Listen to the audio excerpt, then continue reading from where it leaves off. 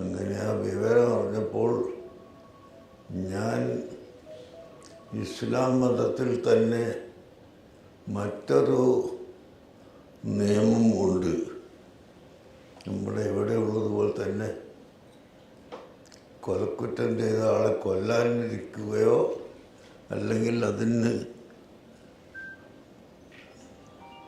കൊടുക്കുന്നതിന് ഇസ്ലാം മതത്തിൽ ഗ്രന്ഥങ്ങളിൽ ദിയത്ത്, കവത് എന്നെല്ലാം പേര് പറയും. പ്രായശ്ചിത്വം കൊടുത്തുകൊണ്ട് ഒഴിവാക്കാൻ കുടുംബങ്ങൾക്ക് അധികാരമുണ്ട്. ആ കുടുംബങ്ങളാരാണെന്നോ അവരുടെ അവസ്ഥ എന്താണെന്നോ ഒന്നും അറിയാത്ത ഞാൻ വളരെ ദൂരെയുള്ള ഈ സ്ഥലത്ത് നിന്ന് യമനിലെ ഉത്തരവാദപ്പെട്ട പണ്ഡിതന്മാരെ ബന്ധപ്പെടുകയും അവരോട് ഈ കാര്യങ്ങൾ മനസ്സിലാക്കി കൊടുക്കുകയും ചെയ്തു. ഇസ്ലാം മനുഷ്യത്വത്തിന് വളരെ പ്രാധാന്യം കൽപ്പിക്കുന്ന മതമാണല്ലോ. അവിടെ ജാതിയോ മതമോ വേർതിരിച്ചല്ല, മനുഷ്യൻ എന്ന നിലക്ക് വളരെയധികം പ്രാധാന്യം കൽപ്പിക്കുന്ന മതമാണ് ഇത്. അവിടെയുള്ള പണ്ഡിതന്മാരോട് പറയുമ്പോൾ അവർക്ക് പെട്ടെന്ന് മനസ്സിലാകുന്നതും അവർ അംഗീകരിക്കുന്നതും ആണ്. അതുകൊണ്ട് നിങ്ങൾ ഈ വിഷയത്തിൽ ഇടപെട്ട്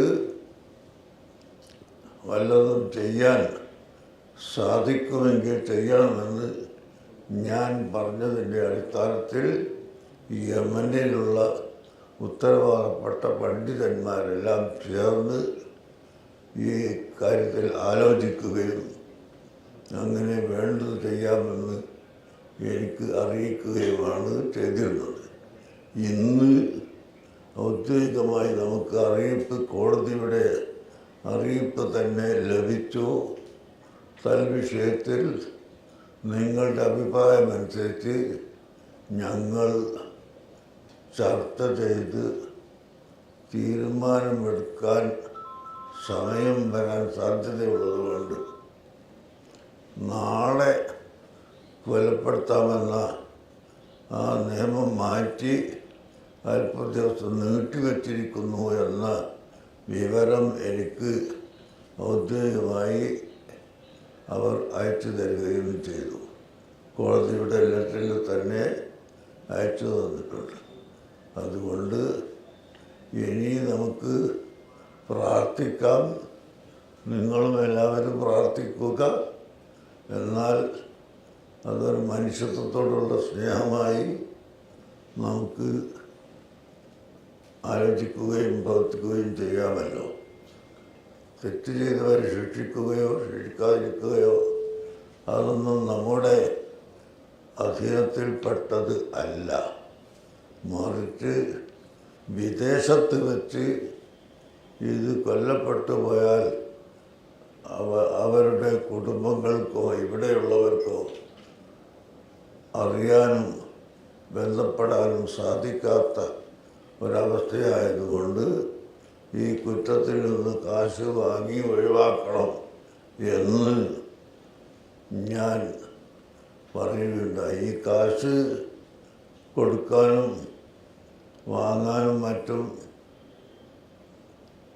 ആരാണ് ഉണ്ടാവുക എന്ന് അന്വേഷിച്ചപ്പോൾ ചാണ്ടിയുമ്മൻ MLA അത് തയ്യാറാണ്, അദ്ദേഹത്തിൻ്റെ മുഖേന പലരും കൊടുക്കാൻ തയ്യാറായിട്ടുണ്ട് എന്ന വിവരം അറിയാൻ സാധിക്കുകയും ചെയ്തു. ഇനി ബാക്കി നിങ്ങളെല്ലാവരും പ്രാർത്ഥിക്കുക, നമ്മളും പ്രാർത്ഥിക്കുന്നു. നല്ലൊരു അന്തരീക്ഷം ഉണ്ടാവട്ടെ. ഏതായാലും നാളെത്തത് നീട്ടിവെച്ചിട്ടുണ്ട് എന്ന വിവരമാണ് ഇപ്പോൾ നമുക്ക് ലഭിച്ചിട്ടുള്ളത്.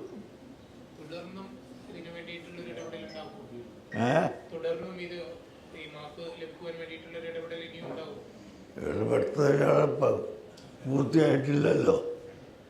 ഇനിയുണ്ടാവുമോ ചോദിക്കാൻ. ഇപ്പോൾ ഇടപെട്ടതിൻ്റെ ഫലമാണോ അവരാലോചിച്ചു കൊണ്ടിരിക്കുകയാണ്. കുടുംബങ്ങൾക്ക് സാധാരണ നിങ്ങളാണെങ്കിലും ഞാനാണെങ്കിലും ഒക്കെ ഉണ്ടാവില്ല.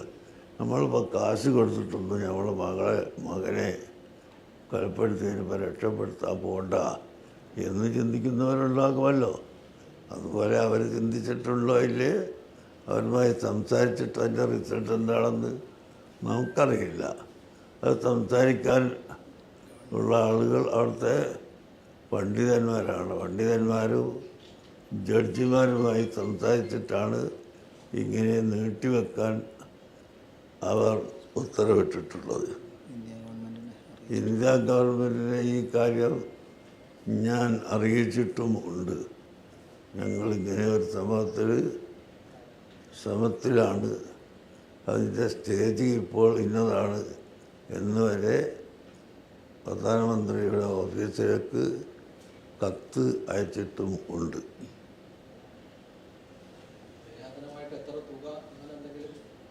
അതൊക്കെ അവർക്ക് അറിയാവുന്നതാണ്. തുകയും ഒന്നും ഞാൻ ചോദിക്കേണ്ട ആളല്ല, ഞാൻ കൊടുക്കുന്ന ആളുമല്ലല്ലോ.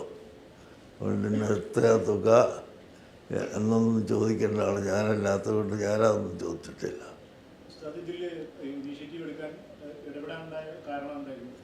കാരണം ഒരു മനുഷ്യൻ എന്ന നിലക്ക്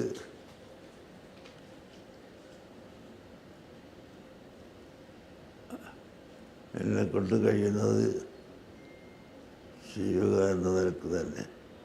നമ്മൾ പണ്ടും ഇന്നും ഏത് കാലവും ഞങ്ങളുടെ മുസ്ലിം എന്ന അഡ്രസ്സിൽ നോക്കുന്നത് ഞങ്ങളുടെ പള്ളികളിലും കോളേജുകളിലുമൊക്കെയാണ്.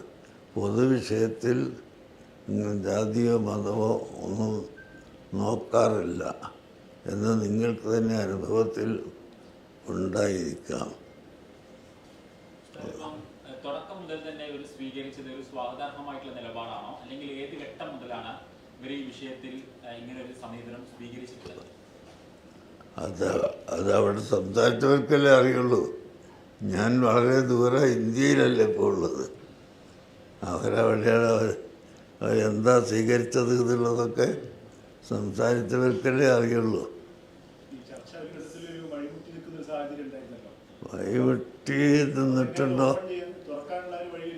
വഴിമുട്ടി നിന്നിട്ടുണ്ടോയെന്നൊന്നും നമ്മളതിൻ്റെ വിശദാംശം കണ്ടിട്ടും കേട്ടിട്ടുമില്ല.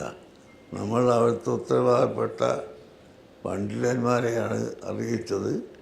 അവർ പറഞ്ഞാൽ ആ രാജ്യത്തുള്ള മുഴുവൻ ജനങ്ങളും സ്വീകരിക്കുന്ന അത്രയും വലിയ ഉയർന്ന പണ്ഡിതന്മാരാണ്.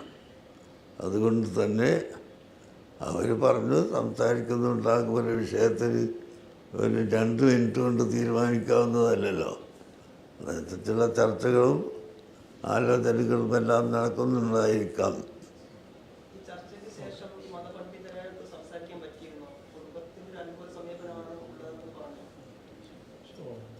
അതിൻ്റെ ഇടയിലൊക്കെ സംസാരിച്ചുകൊണ്ടുണ്ട്.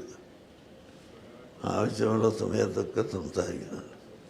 കുടുംബവുമായിട്ടുള്ള ആലോചനയ്ക്ക് വേണ്ടിയാണ് നിർത്തിവെച്ചത് ഇത് പറഞ്ഞത്. അവർ പറഞ്ഞിട്ടാണല്ലോ. അവർ പറയാതെ നമ്മൾ സ്വന്തം ഭാഗ്യം പറയില്ലല്ലോ.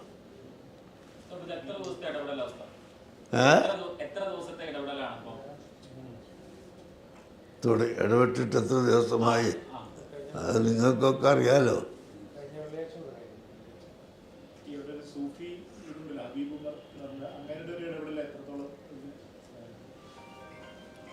അത് അവരെ സൗകര്യത്തിനനുസരിച്ചിട്ട് ഇടപെട്ടിട്ടുണ്ടാവും. നമ്മൾ അവരോട് പറഞ്ഞു അവർക്ക് ഉള്ള സാഹചര്യവും സൗകര്യവും അനുസരിച്ച് അവർ ഇടപെട്ട് കാണും. നമ്മളതിനെ ചോദ്യം ചെയ്യേണ്ടതില്ല. ഓക്കെ, എല്ലാവരും ഈ മനുഷ്യത്വപരമായ ഒരു പ്രവർത്തനത്തിന് വേണ്ടി ഇവിടെ വന്നെത്തിയതിൽ നിങ്ങൾക്കെല്ലാവർക്കും ഞാൻ എൻ്റെ സന്തോഷം അറിയിക്കുന്നു.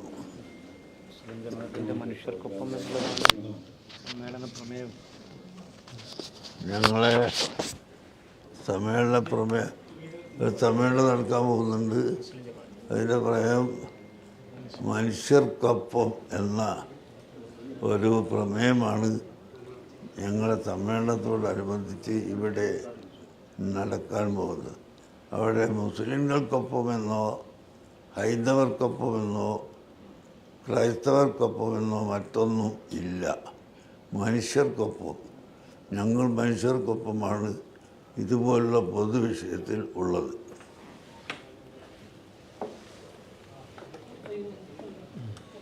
ഓക്കെ,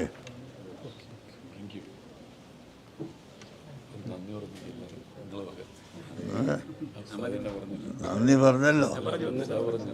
ആ